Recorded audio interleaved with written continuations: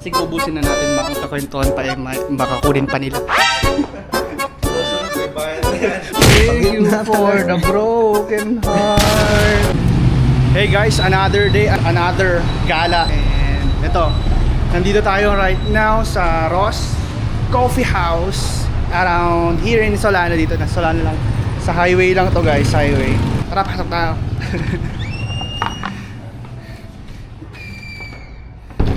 Ayan guys, another day, another coffee.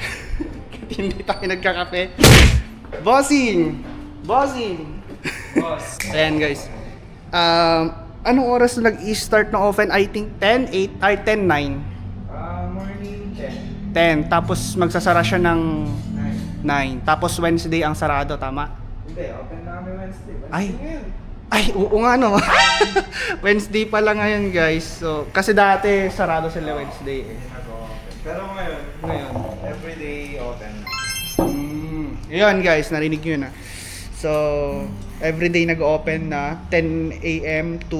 What time ulit? What? 9 a.m. to 9 p.m. 9 p.m. So, mahaba-haba yung oras magkape. So, you can go here and have some coffee with your business meeting siguro, pwede. Or may date ka or whatsoever. Basta punta na lang kayo dito. Ito pa nga pala si Boss Daniel ng ating Ross Coffee. Pre-taste daw, pre-taste ng ng milk, guys. So, tikman natin kung gagana ba tayo or uubra ba tayo sa sa pagtikim ng gatas. So ito yung mga usual, mga UHT na milk, which is ultra high temperature treated. Para hindi siya mabilis masira. Ganun yung ginagawa. Ultra heated. Ultra high heat. temperature. Ultra high temperature. Yeah. Basta yun guys, ultra high. Kumbaga, Basahin nyo na lang sa baba. basta ito ultra high heated something chemicals na tandaan natin yung kulay Let's taste na to.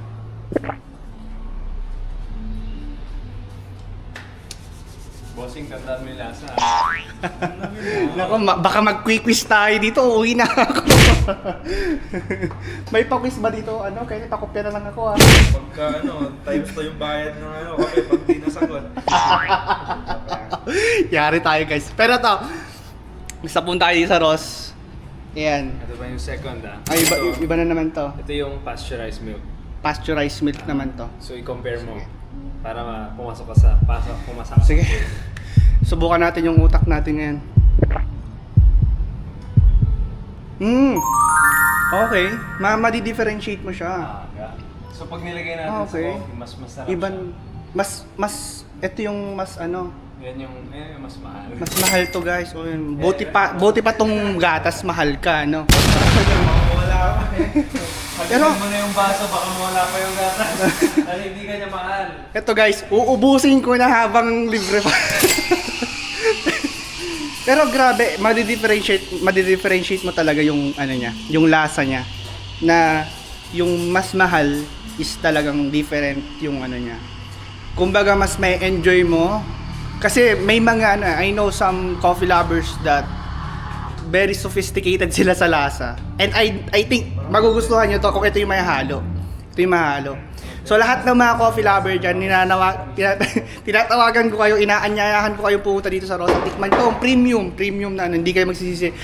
Sige, ubusin na natin, kakwentuhan pa eh, baka kunin pa nila.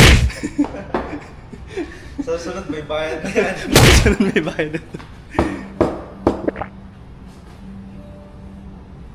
Sarap ng pasteurized. Ito, haluin mo mamaya. Mahigit. Sa ilalim. Mas maano nga to. Ito. Pasteurize yung tawag. Tignan mo naman. Yan ang puso ng di Guzman. Taste test eh. Ay, ipapataste test nila lahat yan.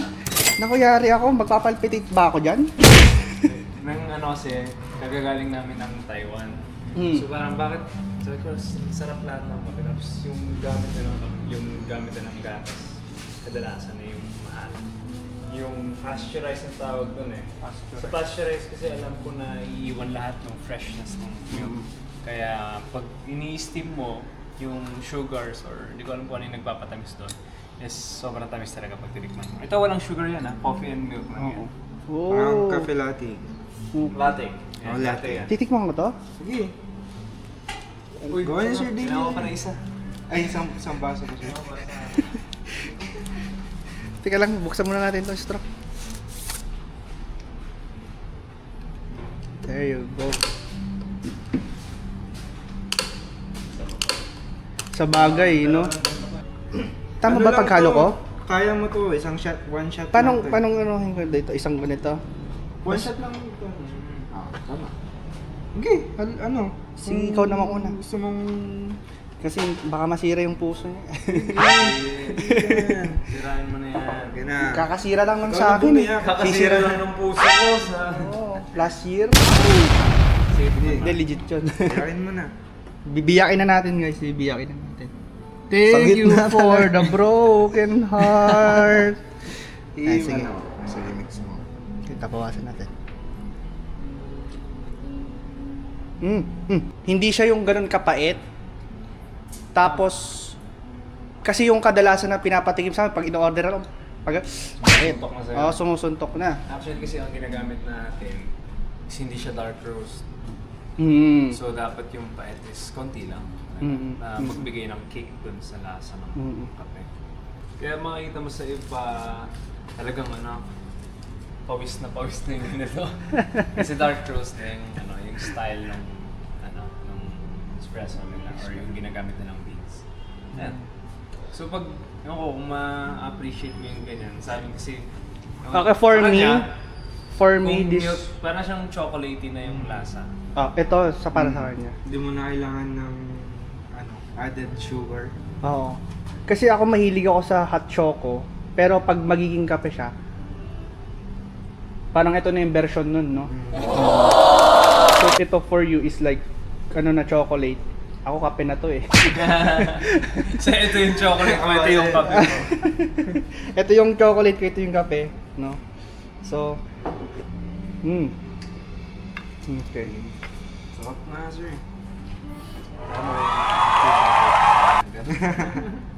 Ito okay ni halo Special natin. occasion lang. Tamang-tama talaga yung timing punta mo dito, Oh? no? Sakto ba? Oo, saktong-sakto. Wait lang, paano ba haluin to? Tikman din natin to. Pwede mo buksan. Sige, sige. Pwede sa ako. Sige, sir. Bye-bye, bossing. Yan. Guys, sir, tawagin niyo na yung natin, mga customers natin. Hindi, kung gusto niyo lang ng homey vibes, pakita mo yung place. Yeah.